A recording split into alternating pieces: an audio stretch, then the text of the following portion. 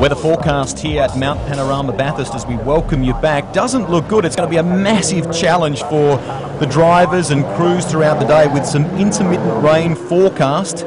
Cars set off on their sighting lap. It will be a rolling start for the Armour All 12-hour. Craig Lowndes is at the wheel of the green and gold entry, and Mark Basseng is heading up the international driver lineup. He will start that particular car as we get ready to take a look at the full grid for the 2011 race for you. Audi has locked out the front row. They have taken the $5,000 pole award and donated it, incidentally, to the Queensland Flood Relief Appeal. All Porsche row 2.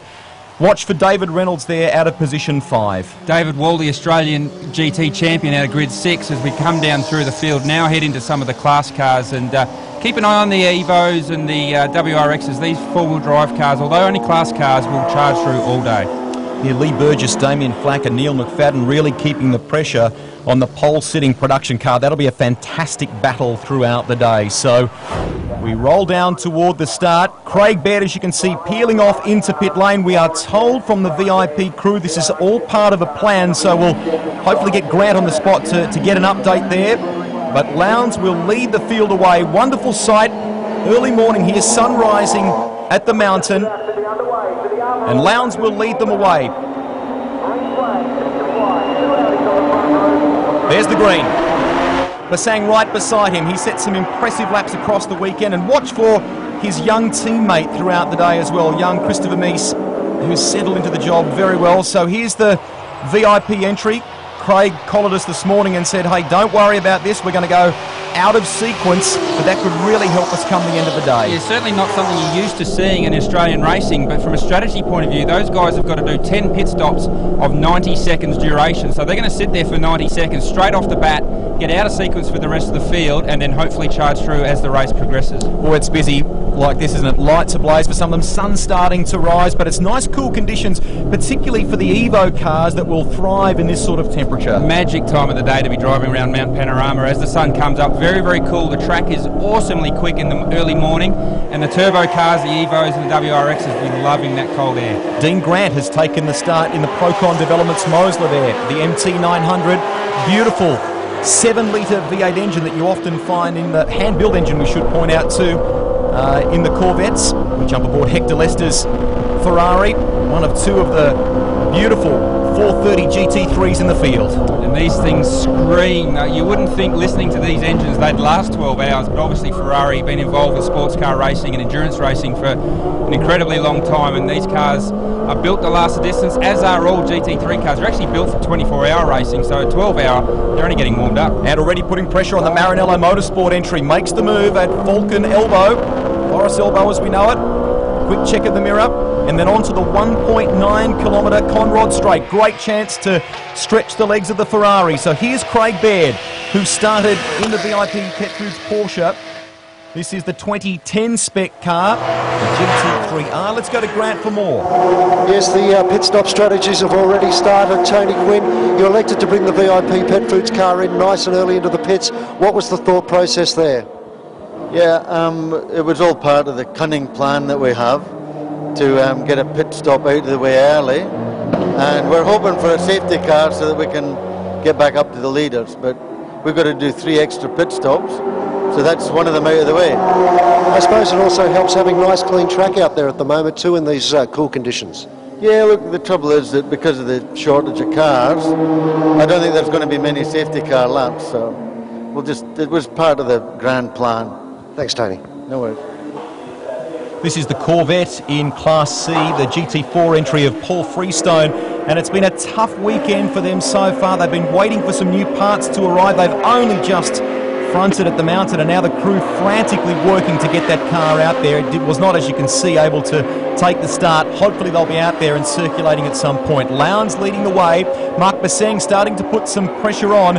And they really arrived at the mountain, the internationals, with no experience of this venue. On Thursday, Craig Lowndes, who you ride with now, Warren Luff and Mark Eddy took the internationals around, showed them the circuit, and at the same time, the Aussies were trying to milk as much information from the internationals about the car as they could. Yeah, not a bad guy to have you take around the mountain, Craig Lowndes. He's won the 1000 race 5 times now, so certainly knows his way around there, and that's going to be an interesting battle as the day goes on. The international drivers certainly know the car well, whereas the Aussie guys know the circuit very well. So as the 12 hours progress, each team will learn their respective disciplines through the day, and whoever comes out on top will be the ones that have done the best job learning. Starting price around $350,000 for one of these beautiful Audi R8 LMS GT3s. 500 horsepower, mid-mounted V10, that's the pass. We have a new race leader, but it's hard to get excited when you consider, Garth, that it's a 12-hour race. Yes, Baseng wants to lead, there's no doubt about that, but there is a lot to play out in this race, particularly as you and I keep looking at that weather radar. Well, I think Craig would be quite happy to be sitting in second at this stage of the race, to be honest with you. He'll be happy just to let the Mark Baseng do his thing. As we look now on the replay, up the inside of the chase, and I actually think Craig let him go there. Maybe taught him a little bit too much too early about this could be a good passing opportunity, but Baseng cleanly up the inside, and I think Lowndes let him go. He'll be happy just to sit behind. You always want to keep an eye on your opposition. The best way to do that is just from behind them. So we drift a little further back. So another pass from Luke Searle, Alan Simonson and the Hector Lester Ferrari. They've had a great start to the morning, moving by David Wall's Porsche. Wall is Garth detailed. We ride with David Wall now.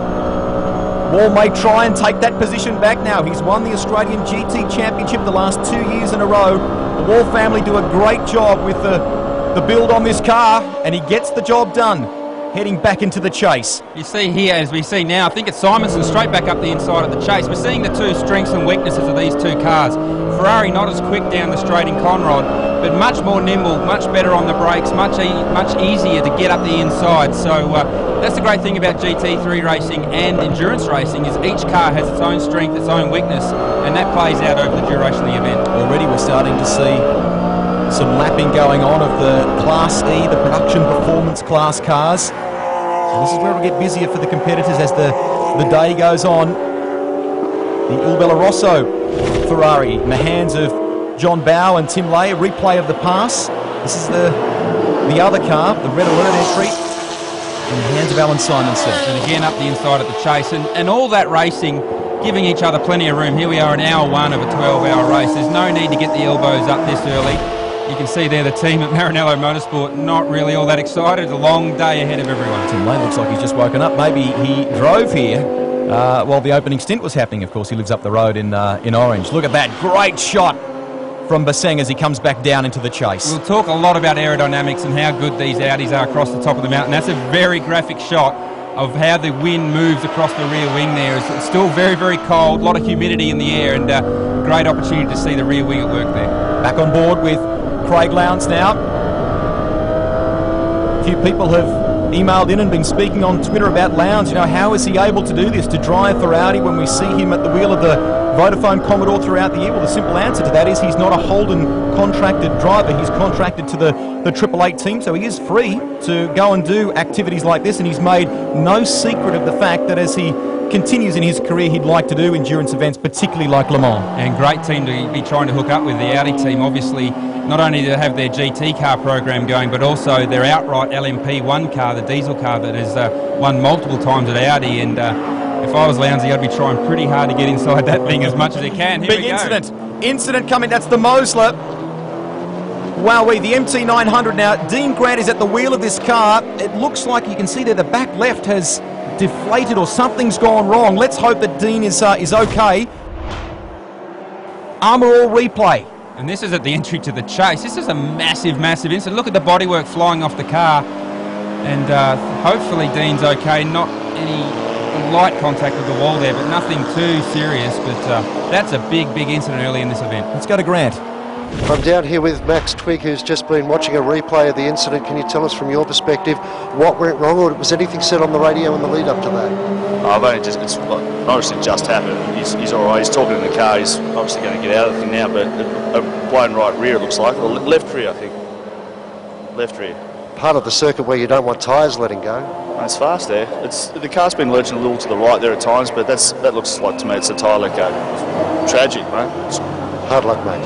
And Grant, while that's happening, Audi, of course, have taken advantage here and doing their pit stops. There are rules in terms of the sequence with which they can orchestrate or conduct the pit stop, and as you can see they're frustratingly holding the cars here, but this is all part of the rules when you do one of your compulsory stops. And for these cars and the Porsche of Craig Baird, it's a minimum 12 for the race. They must be from the moment they enter pit lane and the moment they exit. It takes a full 90 seconds. That is the minimum duration that you must be in the lane. Okay, and during that time you're allowed to do a driver change, you've refueled the car and obviously changed the tyres. Now they haven't changed the tyres given it's so early in the event, but you can't refuel the car and do the tyres at the same time. So really that makes the pit stops a lot more casual, I guess, to what we're used to seeing in V8 supercar racing, but makes things a lot safer in pit lane also. So just to recap, if you've joined us, safety car is on circuit as a result of an incident on the entry to the chase involving Dean Grant, the Vodcaro, Procon Developments Mosler.